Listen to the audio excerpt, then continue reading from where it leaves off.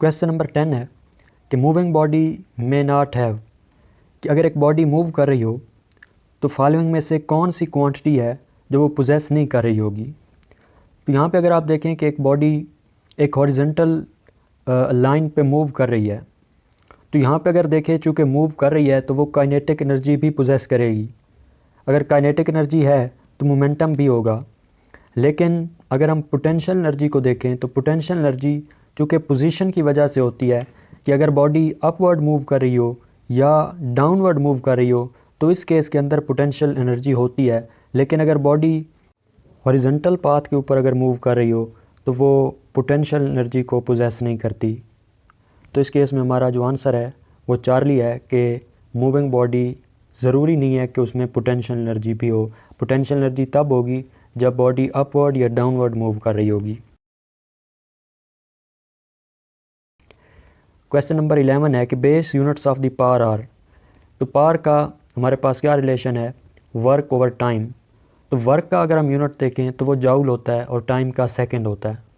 Joule Newton metre के equal होता है और हमने चूँकि बेस यूनिट फाइंड आउट करने हैं तो हमारे पास न्यूटन को अगर हम देखें तो ये किलोग्राम मीटर पर सेकंड स्क्वायर के इक्वल होता है। तो अगर हम यहाँ पे जो न्यूटन के बेस यूनिट्स हैं उनको हम यहाँ पे पुट कर दें और फिर इनको सॉल्व करें तो हमारे पास जो फाइनल बेस यूनिट्स पावर के आएंगे वो किलोग्राम मीटर स्क्वायर पर सेकंड क्यूब होंगे। यानी हमारे पास जो करेक्ट ऑप्शन है वो चार्ली है। उसके बाद क्वेश्चन 12 है कि which of the following work is greater.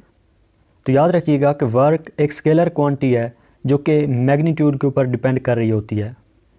जो वेक्टर क्वांटिटी होती है जो कि मैग्नीट्यूड के अलावा डायरेक्शन पे भी डिपेंड कर रही होती है, वहाँ पर पॉजिटिव और नेगेटिव साइन की एक सिग्निफिकेंस होती है। लेकिन स्केलर क्वांटिटी चूँकि डिपेंड ही मैग्नीट्यूड पे कर रही होती है तो पॉजिटिव और नेगेटिव साइन की यहाँ पे कोई अहमियत नहीं है। तो यहाँ पे जो सबसे ज़्यादा जो वर्क डन होगा वो 1000 जाउल होगा।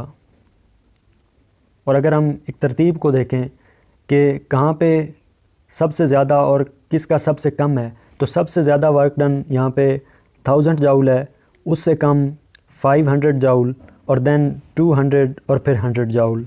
तो यहाँ पे चूँकि ग्रेटेस्ट उसने पूछा कि वर्क डन कहाँ पे है तो हमारे पास डेल्टा ऑप्शन होगी कि यहाँ पे वर्क डन सबसे ज़्यादा है। और यहाँ पे पॉजिटिव और नेगेटिव साइन स्केलर क्वांटिटी के केस में यहाँ पे ये तो इंडिकेट कर सकता है कि जो work done on this system हो रहा है या बाय दिस सिस्टम हो रहा है, लेकिन मैग्नीट्यूड के अंदर इसका कोई रोल नहीं होता है। अगर वेक्टर क्वांटिटी होती तो वहाँ पे इस नेगेटिव साइन का रोल होता। क्वेश्चन 13 है कि for which angle work done is said to be positive maximum. तो यहाँ पे मुख्तलिफ एंगल्स गिवन है और वर्क डन का पूछा गया है कि कहाँ पे पॉजिटिव मैक्सिमम होता है। तो हमने ये डिस्कस किया था कि cos थीटा की जो वैल्यू है वो कहाँ पे पॉजिटिव मैक्सिमम होती है। तो हमने ये देखा था कि cos थीटा 0 और 360 डिग्री पे इसकी वैल्यू पॉजिटिव 1 होती है, या हम कह सकते हैं कि पॉजिटिव मैक्सिमम होती है। तो यहाँ पे 360 का तो जिक्र नहीं है लेकिन 0 गिवन है, तो हमारे पास करेक्ट ऑप्शन यहाँ पे अल्फ़ा ऑप्शन है।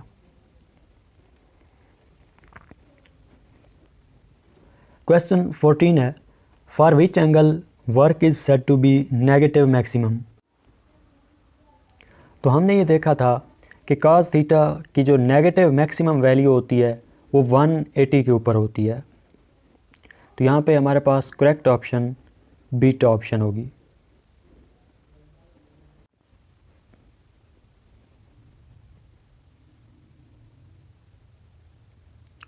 उसके बाद क्वेश्चन 15 है कि for which angle work is said to be maximum. अब यहाँ पे पॉजिटिव मैक्सिमम या नेगेटिव मैक्सिमम का जिक्र नहीं है, यहाँ पे उसने कहा है कि मैक्सिमम होना चाहिए, चाहे पॉजिटिव हो चाहे नेगेटिव हो। तो हमने ये डिस्कस किया था कि cos 0 के ऊपर और 360 के ऊपर पॉजिटिव मैक्सिमम होता है और 180 के एंगल पे नेगेटिव मैक्सिमम होता है। अब चाहे नेगेटिव मैक्सिमम है या पॉजिटिव मैक्सिमम है तो मैक्सिमम, तो इसलिए यहाँ पे अल्फ़ा और बीटा ऑप्शन दोनों करेक्ट होंगे।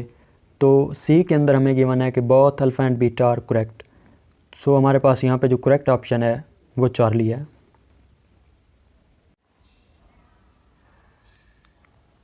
क्वेश्चन 16 है कि एक फोर्स 20 न्यूटन की वो एक बॉडी के ऊपर एक्ट करती है और जिसकी वजह से 10 मीटर का डिस्टेंस तय होता है। तो हमारे पास जो क्वेश्चन है वो ये है कि फोर्स और डिस्प्लेसमेंट के दरमियान एंगल कितना होगा जबकि जो वर्क डन गिवन है वो 100 जाउल है। तो यहाँ पे हम सिंपल वर्क डन का जो रिलेशन है W=FD cos थीटा उसको इस्तेमाल करते हुए फोर्स और डिस्प्लेसमेंट के दरमियान जो एंगल है उसको फाइंड आउट कर लेंगे। वर्क डन हमें गिवन है जो कि 100 है, फोर्स 20 न्यूटन की एक्ट कर रही है और जो डिस्टेंस है वो 10 मीटर है। तो चूँकि हमने यहाँ पे थीटा की वैल्यू फाइंड आउट करनी है तो हम इसको यहीं पे रहने देंगे और बाकी सारा जो डाटा है उसको हम सॉल्व कर लेंगे।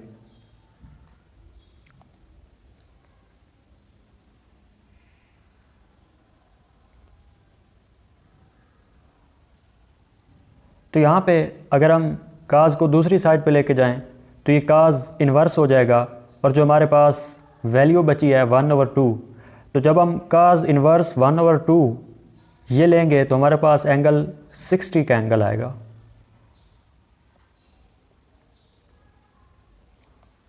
मीन्स कि जो इस केस के अंदर फोर्स और डिस्प्लेसमेंट के दरमियान एंगल होगा वो 60 का एंगल होगा।